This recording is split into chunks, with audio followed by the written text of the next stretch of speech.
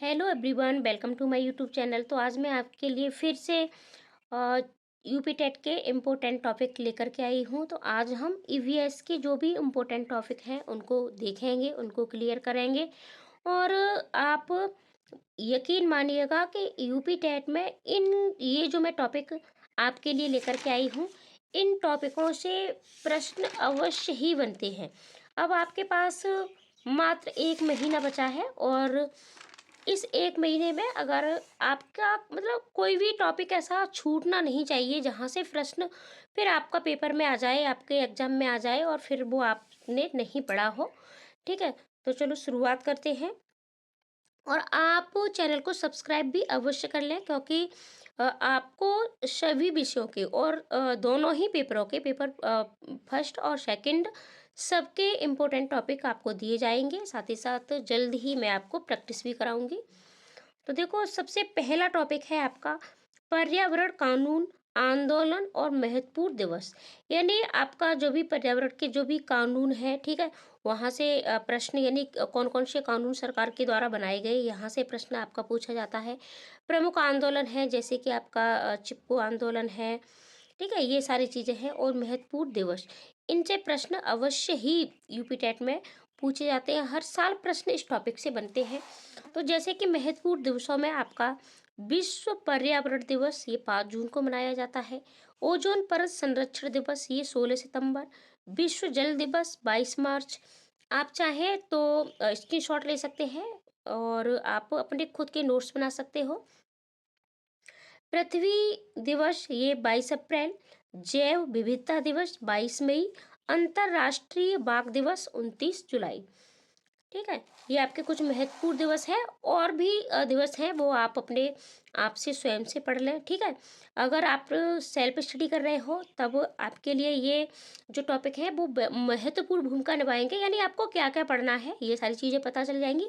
अगर आपने कहीं से कोचिंग ले रखी है, ठीक है, चाहे ऑनलाइन चाहे ऑफलाइन, तब भी आपको पता होना चाहिए कि कोचिंग वालों ने आपको कितना कवर करा दिया है, कौन कौन से टॉपिक अभी आपके कवर नहीं हुए हैं। ठीक है, अब जैसे कि प्रमुख आंदोलनों में आपको पढ़ना है चिपको आंदोलन, ये सुंदरलाल बहुगुणा के द्वारा चलाया गया। एपिको आंदोलन पांडुरंग हेगड़े। तो इनको हम डिटेल में नहीं पढ़ेंगे, क्योंकि मैं सिर्फ आपको इम्पोर्टेंट टॉपिक बता रही हूँ। बाद में मैं इन पर को, ठीक है, कवर भी करा दूंगी। नर्मदा बचाओ आंदोलन मेधा पाटेकर के द्वारा। बिश्नोई आंदोलन अमृता देवी बिश्नोई, और इनके बारे में आप सभी ही जानते हो, जैसा कि ये इन्होंने अपनी बेटियों सहित पेड़ों को बचाने के लिए जान दे दी थी। ठीक है, इसके बाद आपकी जो प्रमुख संस्थाएं हैं, जैसे कि नीरी देहरादून में है और WII ये देहरादून में है। IUCN ये रेड डाटा बुक जारी करने वाली संस्था है। इसमें यानी जो विलुप्त प्रजातियां होती हैं, जो यानी कुछ जातियां जो विलुप्त हो चुकी हैं और जो विलुप्त होने वाली हैं, उनका ये डाटा जारी करती है ये संस्था आपकी। ठीक है, इसके बाद है आपका दूसरा टॉपिक है, यहाँ से प्रश्न आपके ईवीएस में बनते ही बनते हैं, जैसे कि पारिस्थितिकी तंत्र और जैव विविधता। अब पारिस्थितिकी में आपके कहाँ से प्रश्न बनते हैं, जैसे कि पारिस्थितिकी शब्द के जनक कौन है, ठीक है, और ये शब्द किसने दिया, तो अर्नेस्ट हैकेल और एजी टर्नशले। खाद्य श्रृंखला और ऊर्जा का प्रभाव, तो इसमें आपका जो 10% का जो नियम लिंडमैन ने दिया था, यहाँ से प्रश्न आपके पूछा जाता है। और उत्पादक क्या है, प्राथमिक उत्पादक, द्वितीयक उत्पादक कौन होते हैं, तृतीयक उत्पादक आपके कौन है, उपभोक्ता कौन है, अपघटक क्या है। ठीक है, इन सारे प्रश्न यानी ये सारी चीज़ें आपको पढ़नी पड़ेंगी। और पारिस्थितिक पिरामिड, और ये आपने हाई स्कूल में भी पढ़ा होगा। ठीक है, और अगर नहीं पढ़ा है तो यानी ये टॉपिक आपको क्लियर करने हैं। सीधा और उल्टा पिरामिड कैसे बनता है, विशेषकर घास के मैदान और तालाब का पिरामिड, यहाँ से प्रश्न आपका अवश्य पूछा जाता है। तत्वों का चक्रण कैसे होता है, नाइट्रोजन और कार्बन का। ठीक है, और इसकी जो बुनियादी बातें हैं, यहाँ से प्रश्न आपका बनता है। यानी आपको अपने इन टॉपिकों को अवश्य क्लियर करना है, कोई भी टॉपिक आपका छूटना नहीं चाहिए। तीसरा महत्वपूर्ण टॉपिक है आपका भारतीय संविधान और शासन व्यवस्था। तो देखो, संविधान से भी प्रश्न आपके पूछे जाते हैं, और यूपी टेट में, ईवीएस में 4 से 5 प्रश्न आपके संविधान से ही आते हैं। ठीक है, राजनीतिक विज्ञान से ही आपके बनते हैं। तो जैसे कि संविधान से आपके प्रश्न पूछ लिए जाते हैं कि इसका गठन कब हुआ, तो 1946। इसके स्थायी अध्यक्ष कौन थे, संविधान सभा की पहली जो, ठीक है, तो राजेंद्र प्रसाद थे। अस्थायी अध्यक्ष किसे चुना गया था, तो सच्चिदानंद सिन्हा को। प्रारूप समिति के अध्यक्ष कौन थे, BR अम्बेडकर। और इसके साथ ही साथ है आपका इसमें मौलिक अधिकार और कर्तव्यों से भी प्रश्न आपके बनते हैं। जैसे भाग 3 में अनुच्छेद 12 से 35 तक, ठीक है। और भाग 4 है अनुच्छेद 51A से, यानी वो ये स्वर्ण सिंह समिति द्वारा दिया गया था। ये सारी चीज डिटेल में आपको पढ़नी है। संसद और राष्ट्रपति, देखो संसद और राष्ट्रपति से आपका एक और दो प्रश्न अवश्य ही पूछ लिया जाता है। राष्ट्रपति की शक्तियाँ क्या है, राज्यसभा और लोकसभा की सीटों की संख्या, और राष्ट्रपति की और राज्यपाल की न्यूनतम आयु कितनी है, अधिकतम आयु कितनी होनी चाहिए, इस तरीके से प्रश्न आपके, तो आपको इन्हें भी पढ़ना है। इसके साथ ही साथ आपका जो पंचायती राज व्यवस्था है, यानी जो पंचायत जो गांवों में होती है, ठीक है, तो ये 73वां संविधान संशोधन बलवंत राय मेहता के द्वारा दिया था। इसमें त्रिस्तरीय व्यवस्था की गई थी, गांवों के लिए ग्राम पंचायत, नगरों के लिए नगर पंचायत, ठीक है, इस तरीके से ये।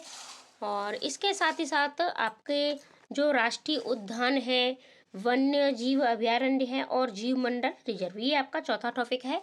यहाँ से भी प्रश्न आपके बनते हैं। जैसे कि देखो, कुछ मैंने लिख दिए हैं, सारे तो मैं आपको एक साथ नहीं पढ़ा पाऊंगी, ठीक है, इस वीडियो में। जिम कॉर्बेट उत्तराखंड, आप सिर्फ इतना सा तो कर ही सकते हैं कि वीडियो को ज़्यादा से ज़्यादा अपने दोस्तों को शेयर कर सकते हैं, चैनल को सब्सक्राइब कर सकते हैं, हमें सपोर्ट कर सकते हैं, ठीक है। इतनी मेहनत से आपके लिए वीडियो बनाती हूँ मैं। भारत के प्रमुख राष्ट्रीय उद्यान, जैसे जिम कॉर्बेट उत्तराखंड में, काजीरंगा असम में, गिर गुजरात में, केबुल लामजाओ मणिपुर, कान्हा मध्य प्रदेश, ठीक है, ये आपके राष्ट्रीय उद्यान है। यहाँ से प्रश्न आपके पूछा जाता है। देखो, यूपी टेट सी टेट में बहुत फर्क होता है। सी टेट में आप पेडागोजी आधारित प्रश्न आते हैं, लेकिन यूपी टेट के लिए आपको बहुत अच्छे से सारी चीज़ों को क्लियर करना होता है, और कुछ चीज़ें याद भी करनी होती हैं। जैसे कि ये सारी चीज़ें हैं, ये आपको याद करनी ही करनी पड़ेंगी। उत्तर प्रदेश विशेष वन्य जीव, जैसे दुधवा राष्ट्रीय उद्यान कहाँ है आपका, लखीमपुर खीरी। चंद्रप्रभा वन्य जीव अभयारण्य, ये चंदौली। नवाबगंज पक्षी अभयारण्य उन्नाव। और प्रोजेक्ट टाइगर 1973 में, और प्रोजेक्ट एलिफेंट आपका 1992 में हुआ था। आपका 5वां टॉपिक है प्रदूषण और पर्यावरण जनित रोग, यानी प्रदूषण से और पर्यावरण से भी प्रश्न आपके बनते हैं। जैसे कि वायु और जल प्रदूषण, तो इसमें आपके ग्रीन हाउस गैसें कौन कौन सी हैं, जैसे कि CO2, CH4, CFC, ठीक है, तो ये कहाँ से निकलती है, CO2 कहाँ से उत्सर्जित होती है, CFC कहाँ से उत्सर्जित होती है, इस तरीके से प्रश्न आपके बनते हैं। ओजोन परत का क्षरण किस कारण से होता है, CFC गैसों के कारण होता है, डाप्सन यूनिट के कारण होता है।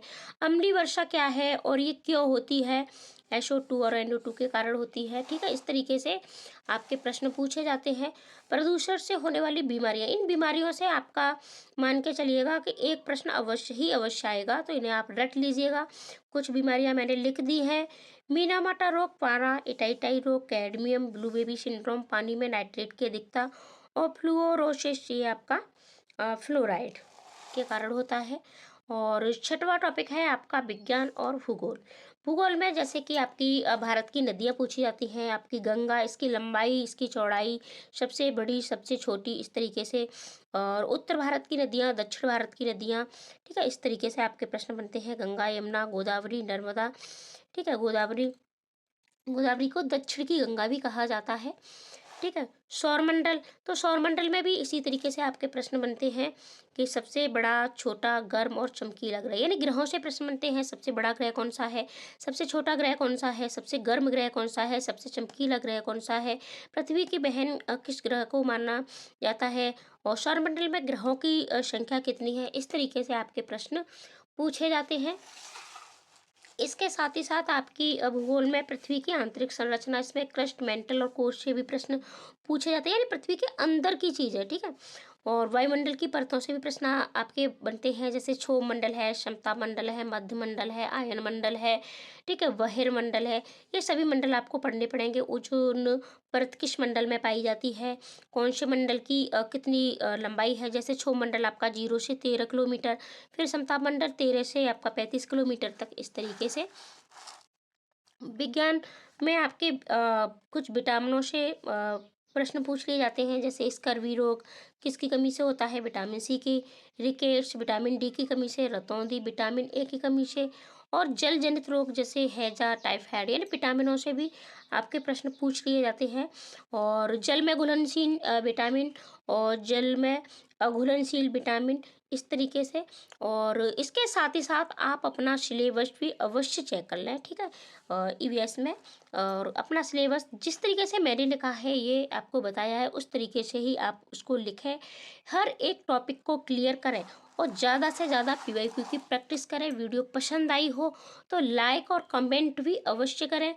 और आपको इसके बाद आपको सीडीपी के इम्पोर्टेंट टॉपिक मिलेंगे, और सभी सब्जेक्टों के टॉपिकों पर आपको वीडियो दी जाएगी, तो चैनल को सब्सक्राइब कर लें।